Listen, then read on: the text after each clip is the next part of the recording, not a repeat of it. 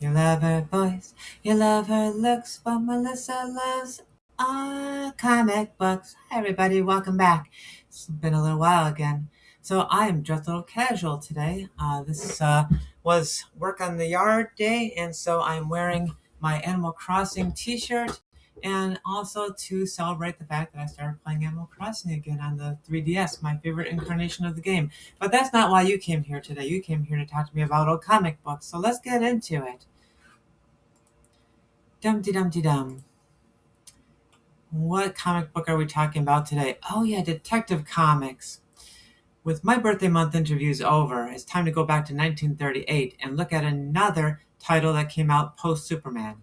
And this time is Detective Comics. Today I'm going to discuss three characters who got just 6 pages per issue, but the creators took very different directions with each and got very different results.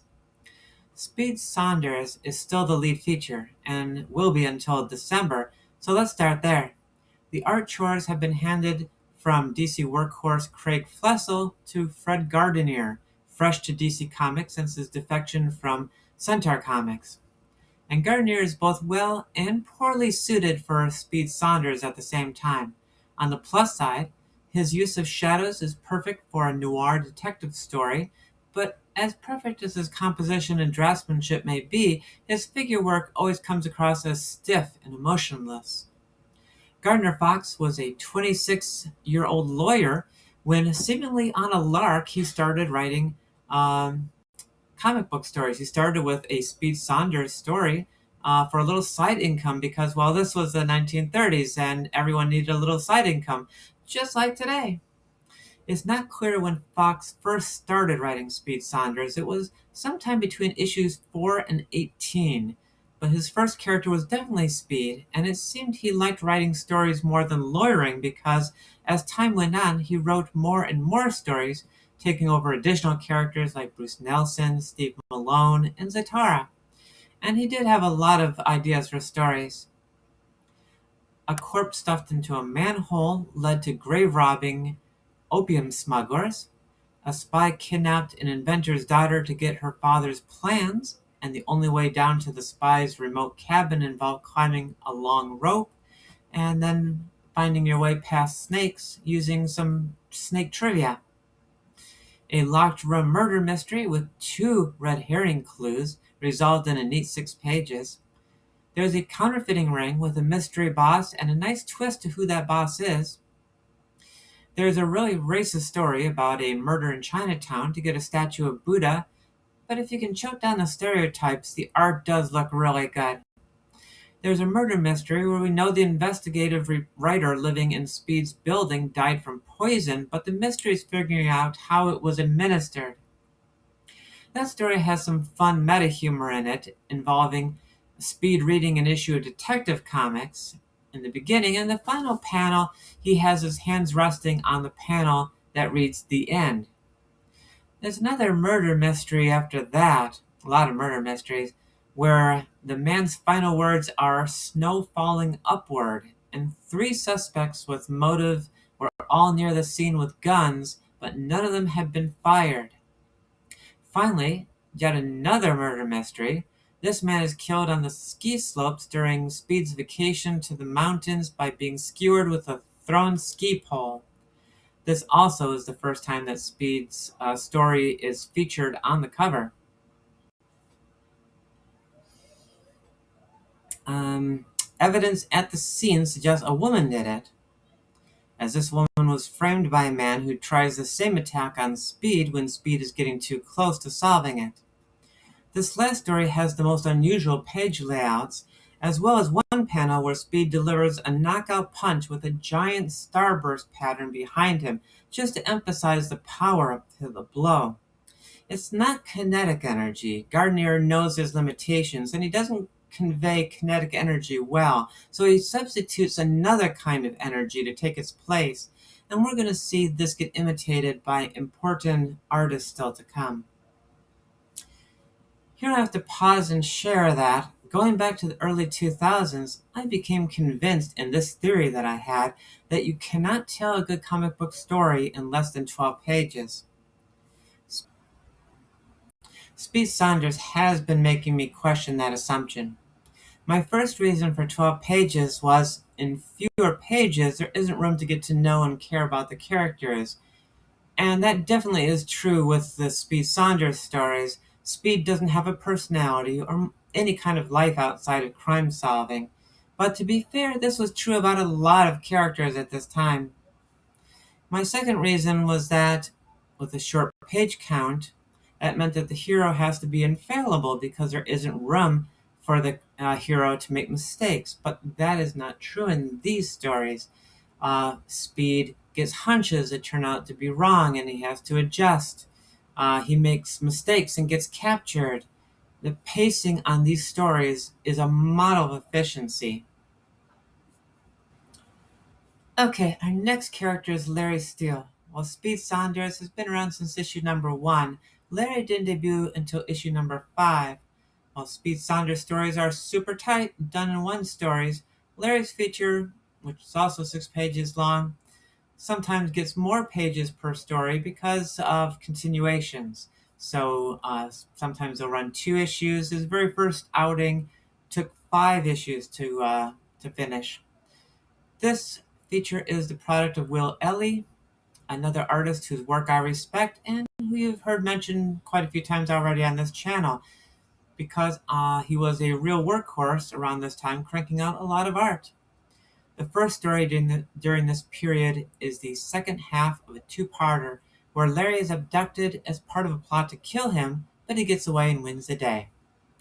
The next has Larry going on a trip with his Hollywood friend to check out a castle in Maine as a film location, but the castle is being used by kidnappers, and Larry and his friend wind up getting captured twice before finally getting away and win the day. Now, we're told that Larry Steele is a New York City based private investigator, so it may seem strange to you that he has a friend from Hollywood and he goes exploring castles in Maine. But if that seems strange to you, get ready for the next story where he's flying a plane over Brazil for no reason that we know of, except that he gets engine trouble and he has to crash land. And he crash lands on an island that it happens to be full of all these deported American criminals that have been living there for 20 years. And for the last 4 years, they've been keeping this woman prisoner on the island, waiting for Stockholm Syndrome to set in enough that she'll agree to marry the boss of the bad guys there. But Larry manages to save them and wins the day. I see some developing trends here. Let's check in on the next stories. The next story is about a protection racket. The one after that has another pretty female prisoner, this one being held by her mad scientist uncle. He's keeping her a prisoner so she can't tell anyone that he's trying to perfect an immortality formula, but it drives people mad every time they try it.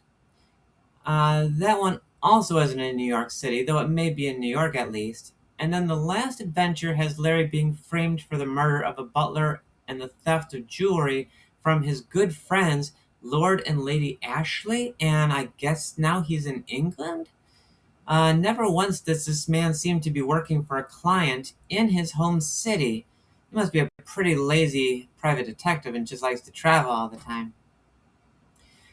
Now, it may be clear from my comments that I'm less impressed with the Larry Steele stories, and it seems that Vince Sullivan may have been less than pleased with them as well. At this time, not the entire contents of Detective Comics are yet being in color, and it's often the Larry Steele stories that are in black and white. Next, let's revisit Sven Elven's Cosmo the Phantom of Disguise. His first story in this time frame was a mystery in a museum, but I don't have access to that one, so we'll skip over that. And his second story was about a new super destructive long range gun. This story is basically a combination of 2 Sherlock Holmes stories, The Adventure of the Bruce Partington Plans, and A Scandal in Bohemia, with Cosmo acting very Holmes like throughout. This story is also notable because of its politics. The U.S. War Office wants a battery of these guns installed on a key island in one of our Pacific possessions. One of the foreign powers are establishing a naval base within 100 miles of this spot, and with a superior navy will menace that part of the world. And it's very clear they're talking about Japan in 1938. which makes it all the odder that the plans wound up in the hands of a French countess who's a spy. For a vacation, Cosmo goes out west to visit his sheriff friend, only to find his friend is accused of murdering the sheriff's ex-girlfriend. This story is all genre crossing and no substance. Cosmo solves it by getting the first person he talks to in town drunk, and that person just happens to be the real killer. In his next adventure, Cosmo is in Venezuela. Now, that's a location you don't see a lot in comic books. A place where a ship captain asks Cosmo to come along on a voyage where his ship will be transporting gold. And Cosmo is out of his depth as the ship is rocked by sabotage and then strafed with machine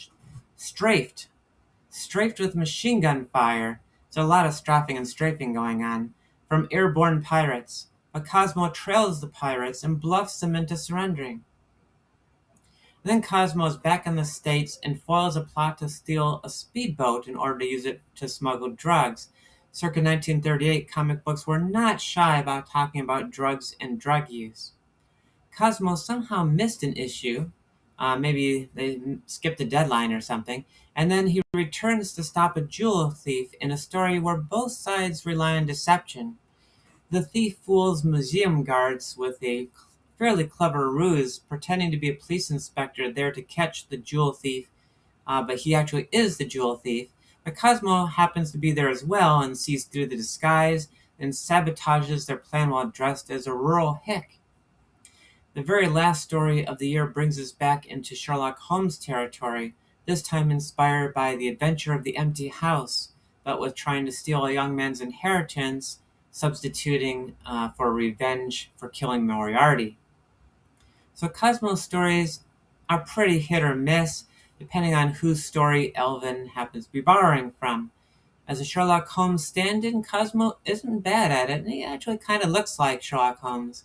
What probably doomed this strip to wrap up in 1940 and disappear forever after that might be because of the terrible name Cosmo, and also because of Elven's art. Elven seemed to dislike close-ups, and we're always this uncomfortable distance away from the action. Elven was also not great at depicting action itself, which is why the characters are often just standing around talking to each other. But since the better episodes are more cerebral in nature, it doesn't actually hurt that bad. And that's it for today. I'll be talking about the same set of issues of Detective Comics next time, but focused on 3 different features. The 2 Jerry Siegel and Joe Shuster features from Detective Comics, Spy and Slam Bradley, plus the debut of a significant figure in DC Comics history, the Crimson Avenger. Don't miss it. Bye-bye for now.